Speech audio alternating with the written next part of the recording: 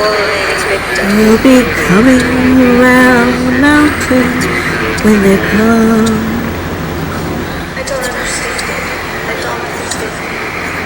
It makes no sense. Why were they trying to build trees? Why were they trying to run? What were they running from? Why did they cut themselves off with the time? We'll be coming around the mountains when they come. Months after the initial fire. That's where you die. In the dark, in the cold. That's where you die. Alone. In the dark, in the cold, in the dark. Hi friends, how are you? Stopping by for a bedtime story? I know you are. But this one isn't going to give you pleasant dreams. Because I figure if I can't sleep, neither should any of you. Fair's fair. Excuse the lighting, the shitty lighting, the shitty editing, the shitty voice system. Hey, I'm learning every day, okay? Let a hustler learn the game first before you start criticizing. Two things real quick. One, I apologize for the glare coming off my glasses. I'm blind today. My eyes are very strained. Number two, I realized just now that I had forensic files playing in the background while I'm trying to tell you this story. How rude am I? Let me ask y'all how y'all feel about hiking. What about hiking expeditions? I'm just going to say this right now. If you ever see me walking in the woods, especially if it's uphill, call 911, because it's not of my own free will. I have never understood what anyone sees in hiking or camping. Like, mountain hiking especially. But let me just tell you, I have nothing against mountains. My aunt lives on one. I go visit her there all the time. It's beautiful. I love it. When my parents used to go camping up in the mountains near where my aunt lives, I'd stay for like the fun stuff, the marshmallows and the hot dogs. As soon as that sun went down, I was calling my Nana. Nana, I'm staying at your house. Come get me. I'm not sleeping on the ground. Do not get me wrong. I love nature. I love flowers. I have a garden. I try never to pick a flower if I love it, because that's just killing it. I step over bugs. Even tried to help out a 5-foot black snake one time at our office. He was trying to catch some birds in a bush, and it just wasn't working out for either party. It really wasn't. And I was just trying to mediate it, because hey, they're not releasing their eggs and you're not taking the hint. You're not reading the room, Cobra Kai. So I was just going to try to help him, because the situation was going to be fatal. Enough rambling. Let's jump into this bitch. There are a lot of pieces to this story and a lot of people with hard to pronounce names. So I am going to be putting their photos and saying their name as best I can. Again, if you like closure, this case is not for you. This case is not for you. But if you're one of my armchair detectives out there, put on your boots and let's Nancy Grace this son of a bitch. In January of 1959, 10 students from the Ural Polytechnical Institute in Russia went on a hiking expedition in the Ural Mountains. This expedition would later be known as the Dyatlov Pass incident. The leader of the expedition was 23-year-old Igor Dyatlov,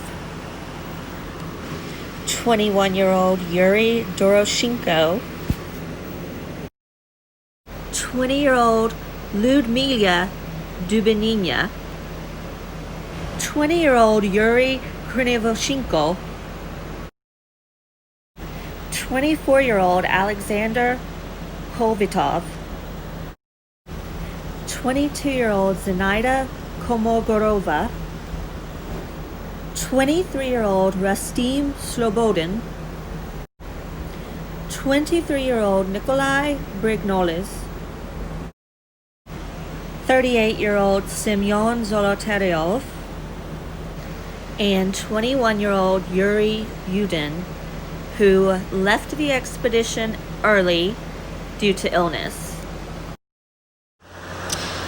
Back in January of 1959 in Russia, 10 students from the Ural Polytechnical Institute set out for a hiking expedition in the Ural Mountains. The group consisted of 8 men and 2 women, and all were students at the Polytechnical Institute. And all were very experienced grade 2 hikers.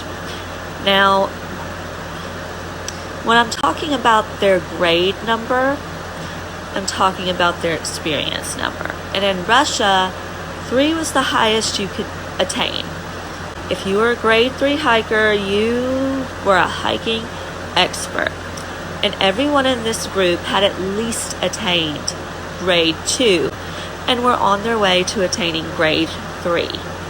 It was well known that if once they returned from the Ural Mountain trek, they would then have their grade 3 certification.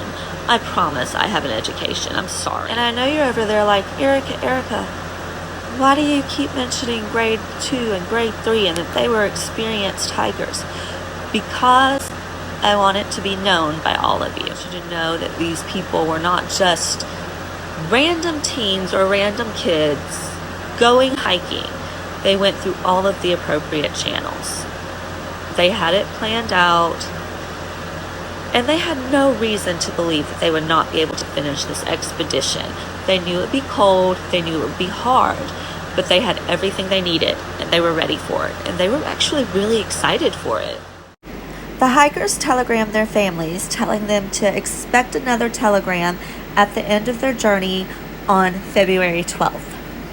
So about 5 days into their expedition, Yuri Y, he was ill, and he didn't want to ruin his friends getting their grade 3 certification. So he went back, and they kept going. He had no clue that this would be the last time he'd see his friends alive.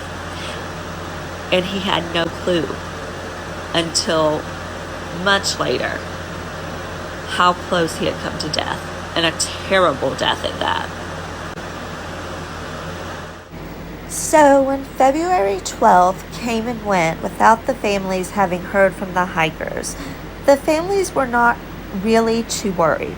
They knew that a lot of things could happen that would slow down the expedition, so they decided to give them a few more days.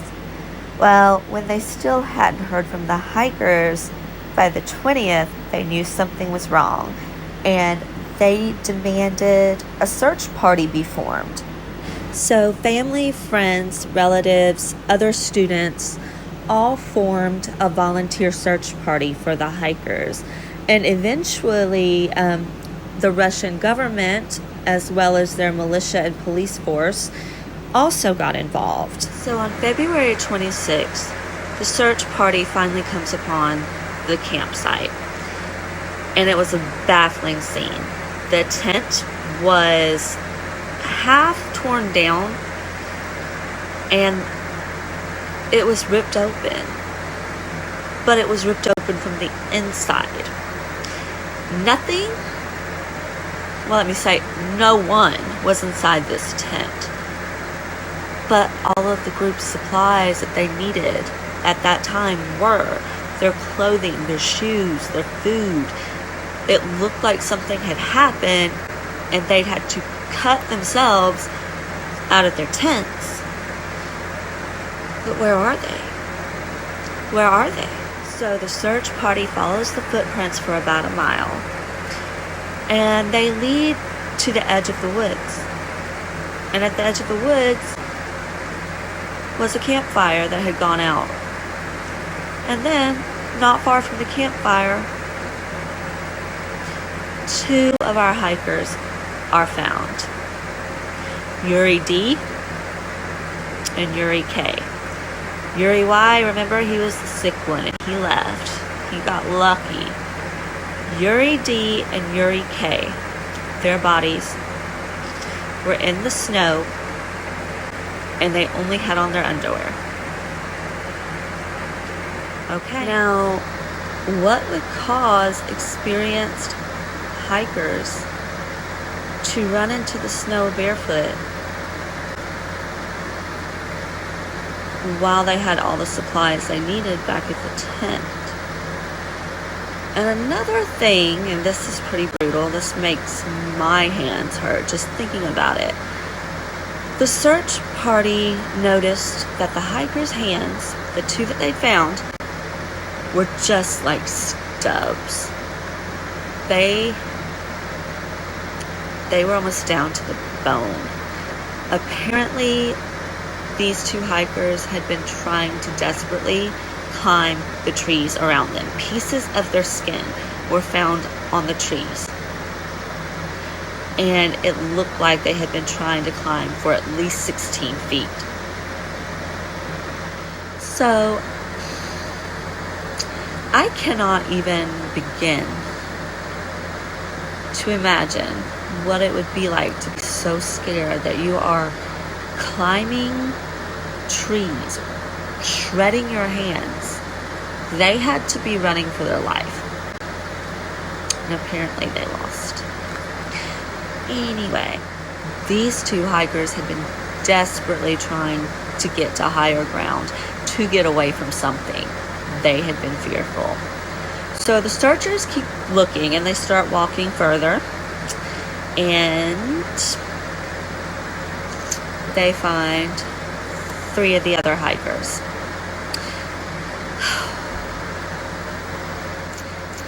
They find Igor, Zenaida, and Rustin.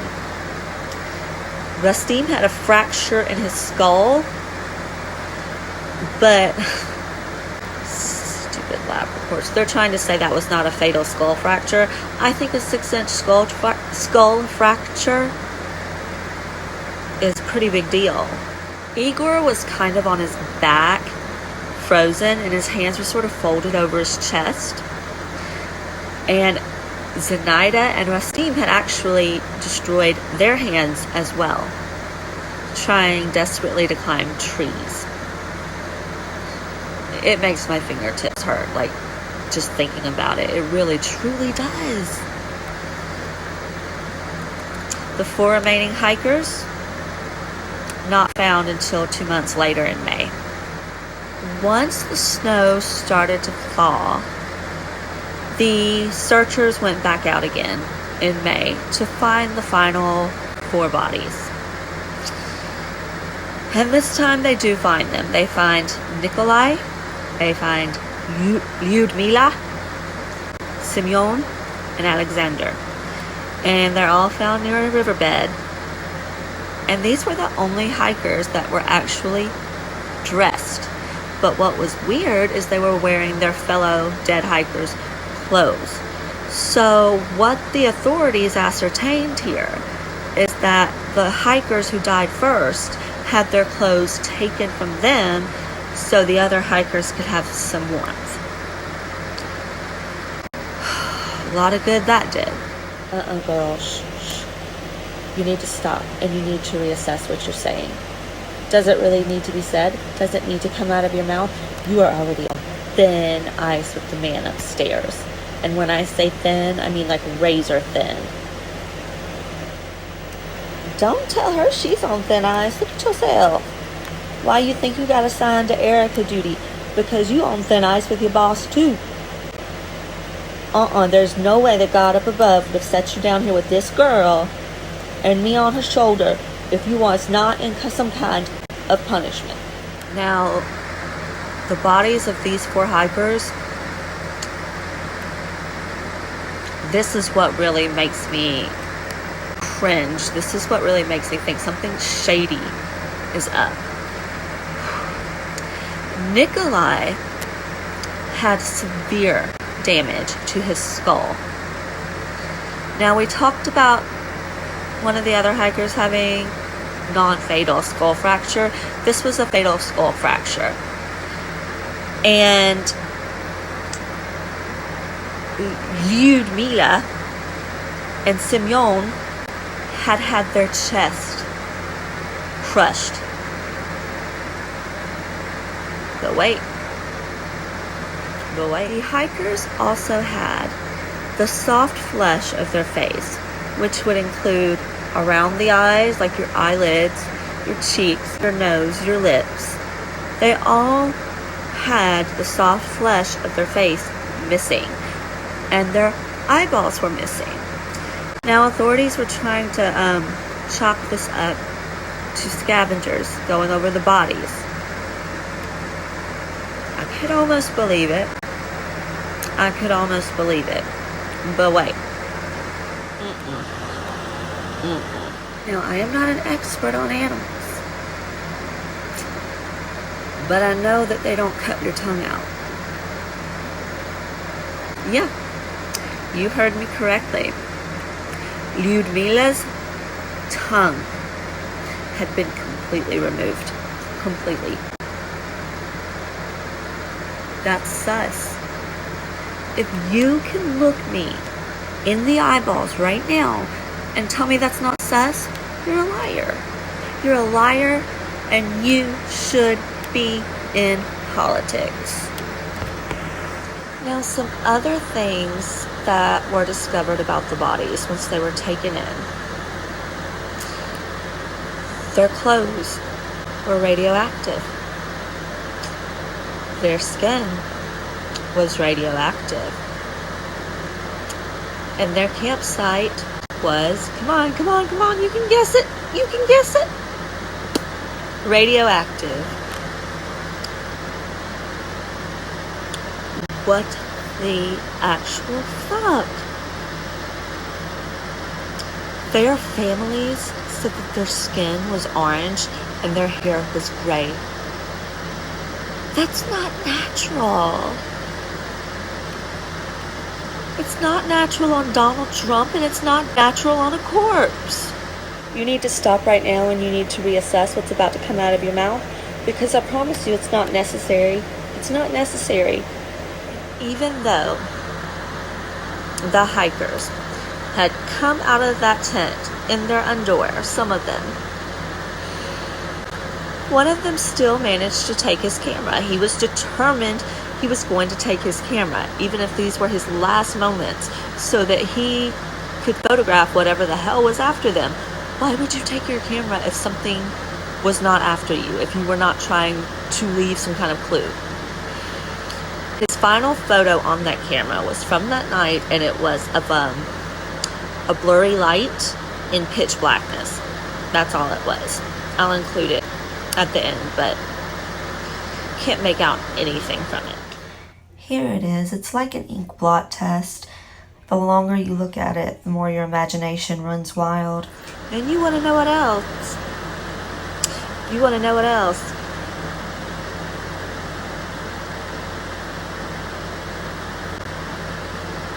Authorities in the government, the Kremlin, tried to say it was death by avalanche. That an avalanche had come, they'd panicked, run out of their tent, lost their way in the cold, in the dark, and in the snow, and froze to death from hypothermia.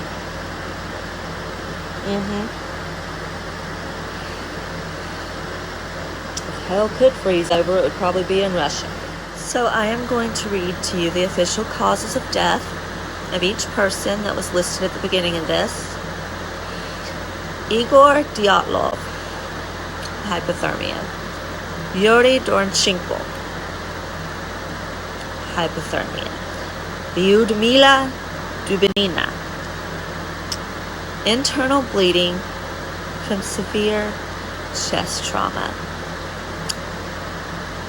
You gonna try to tell me her tongue being ripped out didn't have anything to do with that internal bleeding. I'm not going to be petty. Yuri Krivonishchenko, hypothermia. Alexander Kolevatov, hypothermia. I'm not sure I said that right. Zinaida Komogorova. Let me try that again. Zinaida Komogorova, hypothermia. So hypothermia is listed as the cause of death for all of the hikers except the ones who had fatal injuries. Do you know what their official cause of death was? I gotta read this to you as it stands. Their injuries came from an unknown compelling force that they could not withstand. Well, damn, Jackie, that could be anything. All right, let's go over some of the theories. The place in the Ural Mountains where the Dyatlov expedition happened was the home of a native tribe called the Mansi. And there was a theory that maybe the tribe was angry because the hikers maybe stumbled upon their holy land, and so they murdered them. But there's really no evidence to back this. In the Mansi tribe, they're not a violent tribe. There was also a theory that Igor was actually an undercover KGB agent, and that the expedition had really been about exchanging something with American troops once he got up to the pass. And apparently we decided to ambush them instead. There's even a theory that a tongue-stealing Yeti did it. There's a theory that aliens did it. Several people who were also on that mountain that evening reported seeing bright orange lights in the sky. They believed they'd seen UFOs. So there is the idea that aliens could have done this. Then there's something called a Russian government cover-up theory. The Russian government was performing weapon testing in the area that the hikers died. Now, this is true. They were weapons testing in that area. Although they're trying to say that this has nothing to do with that. The lies you tell. And some of the weapons testing that was going on during that time frame and on the night that the hikers died was the parachute mine. So the bomb would drop down on the parachute and explode in the air. And that would explain people seeing the orange auras in the air. And that would also explain maybe being panicked and running out of your tent in a hurry. But there's some things it doesn't cover, like the missing tongue and the fact that they ran out butt naked, even though they were like experienced. But the parachute mine theory would explain all the radiation. Now, there are some theories that they weren't wearing clothes because they were experiencing a condition known as paradoxical undressing. So it's when your body is literally freezing. You're freezing to death, but your nerves can't really tell the difference between extreme cold and extreme heat in a situation like that. And you feel like you're burning up. And so, even though they were freezing to death, they took off their clothes because they thought they were burning up. I think that's pretty interesting. So Russia has stood by the case of avalanche. That's what they're really going to go with. Even though it's been proven basically impossible Imagine a government that would lie to its citizens. I certainly can't. So the government finally says, hey, we think it was an avalanche. And they officially close and classify the files. That's a little sus. So the Russian government tucks it away as death by avalanche back then, even though there was no evidence of an avalanche. And even after the victims' families had insisted that this was a murder, and to this day, remaining family members still say they think that it was a government cover-up for murder. Now, this story remained relatively unknown to most of the world until about 2 years ago when it was declassified. And then people wanted the case reopened. So they reopened the case. Let me rephrase that. They pretended to reopen the case, claimed it was death by avalanche again, then closed the case and pretty much said they will never open it again, ever, so stop asking. So that is really all I have on the Dyatlov Pass. I would really like to hear your opinions. My personal one, definitely government cover-up. It explains the radiation at least. Next week, we will be talking about the boy behind the true story of The Exorcist, Roland Doe. Bye-bye.